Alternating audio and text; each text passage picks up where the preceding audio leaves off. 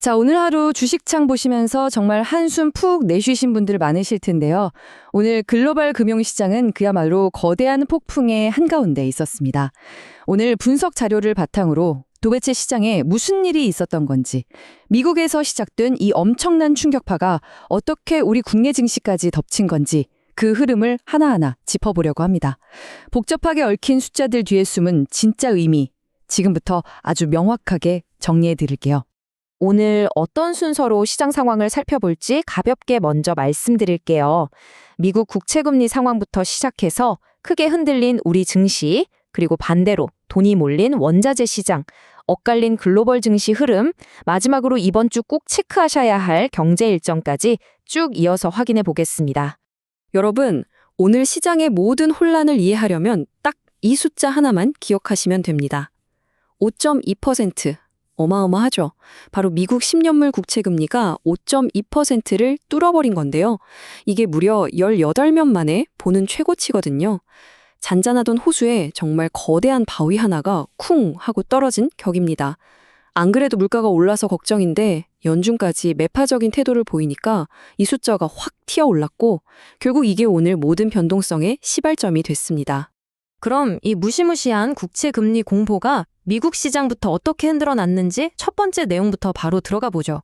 시장 흐름을 보면 정말 흥미로운 대비가 나타납니다. 다우지수는 무려 2.10%나 오르면서 5만 포인트라는 상징적인 고지를 딱 밟았거든요. 그런데 기술주 중심의 나스닥은 완전히 발목이 잡혔습니다. 보합권에 머물거나 0.8% 정도 빠지면서 주춤하는 모습을 보였는데요. 아무래도 금리가 이렇게 확 치솟아버리면 미래 수익에 대한 기대치가 깎일 수밖에 없잖아요. 그래서 성장주들에 대한 투자 심리가 그야말로 꽁꽁 얼어붙어버린 거죠. 오늘 나온 자료의 이 헤드라인이 당시 월가의 분위기를 아주 생생하게 보여줍니다. 이러다 증시 폭락한다. 사실 불안감이 그냥 화면에 찍히는 숫자에만 머문 게 아니었거든요. 고금리가 계속되면 현금이 말라버릴 거라는 실질적인 공포감이 시장을 덮쳤고 다우지수가 올랐는데도 불구하고 은행주들은 크게 흔들렸습니다. 섹터별로 희비가 아주 극명하게 갈리는 정말 롤러코스터 같은 장세였죠. 자, 이 미국의 불안감이 태평양을 건너 우리 한국 시장에는 어떻게 상륙했을까요? 두 번째 파트, 흔들리는 국내 증시 상황입니다. 미국에서 시작된 이 금리 공포가 우리 시장에 남긴 가장 즉각적인 상흔은 바로 엄청난 규모의 자본 이탈이었습니다. 외국인 투자자들이 오늘 하루에만 우리 시장에서 대략 3조 원어치를 그냥 던져버렸습니다. 주식수로 따지면 573만 주나 되거든요. 그야말로 대규모 자본 엑소더스가 터진 셈이죠. 어느 섹터에 고통이 집중됐는지 들여다보면 상황이 아주 명확해집니다. 금융업이 5.5%, 전기가스업 5.13%, 서비스업 5.01%, 이렇게 줄줄이 직격탄을 맞았습니다. 그 여파로 코스피는 0.86% 빠지면서 7,200선에 간신히 턱걸이를 했고요. 코스닥은 2.61%나 폭락하면서 투자자들 간담을 아주 서늘하게 만들었죠. 시가총액 상위 대형주들 상황도 별반 다르지 않았습니다. 지금 노조 파업 예고 같은 내부적인 불확실성이 있는데도 대장주 삼성전자는 간신히 0.18% 오르면서 불씨를 살리긴 했는데요. 다른 대형주들은 버티지 못했습니다. 포스코홀딩스랑 LG화학은 각각 5.33%, 5.28%씩이나 푹 주저앉았거든요. 쏟아지는 변동성 폭탄을 개별 종목이 방어하기엔 너무 역부족이었습니다. 자, 그럼 여기서 자연스럽게 드는 궁금증이 있죠. 주식시장에서 빠져나간 그 막대한 돈들, 도대체 다 어디로 숨어든 걸까요? 세 번째, 원자재와 대체자산 쪽을 보겠습니다. 데이터가 보여주는 답은 아주 뚜렷합니다. 전형적인 안전자산으로의 대피가 일어난 건데요. 국제의 원유인 WTI는 공급 우려까지 맞물리면서 103달러 76센트까지 올랐고요. 전통적인 안전자산이죠. 금값도 4,985달러로 껑충 뛰었습니다. 여기서 제일 눈에 띄는 건 비트코인입니다. 시장이 이렇게 널뛰기를 하는데도 ETF 쪽으로 자금이 계속 밀려 들어오면서 103달러 선을 강하게 돌파하는 상승 흐름을 보여줬습니다. 근데 오늘 시장 상황을 분석하다 보니까 생각지도 못한 반전 포인트가 하나 있더라고요. 주식시장에서 외국인이 3조 원을 내다 팔았는데 오히려 원화 가치는 상대적으로 올랐다는 겁니다.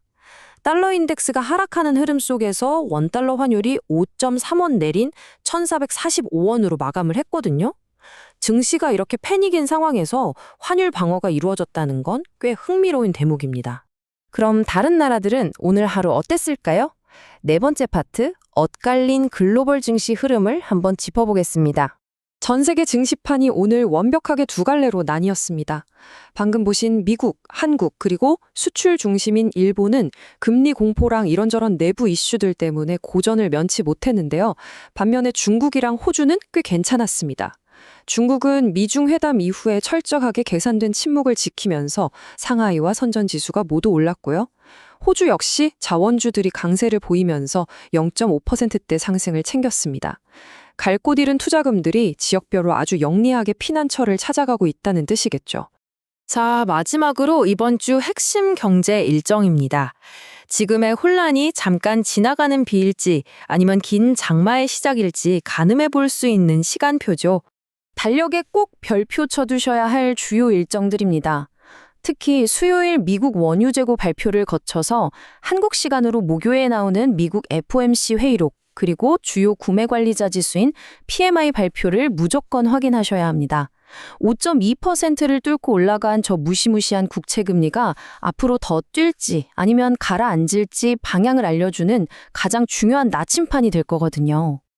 오늘 쭉 살펴본 자료들이 우리에게 주는 전략적인 시사점은 명확합니다. 한마디로 수비 태세를 단단히 하라는 건데요. 방어주와 현금 비중을 좀 늘리시고 코스피 7,000선이 잘 버텨주는지 계속 예의주시하셔야 합니다. 또한 앞서 말씀드린 금, 그리고 상대적으로 강세를 보이는 원화를 주식시장의 리스크를 상쇄하는 방어막으로 활용해 보시는 것도 지혜로운 접근이 될 것 같습니다.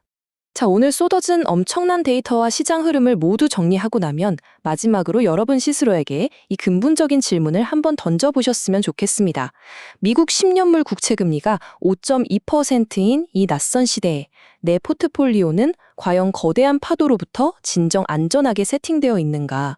오늘 짚어드린 시장의 시그널들을 다시 한번 곰곰이 복기해 보시면서 다가올 변동성에 현명하게 대비하시길 바라겠습니다. 오늘 준비한 분석은 여기까지입니다.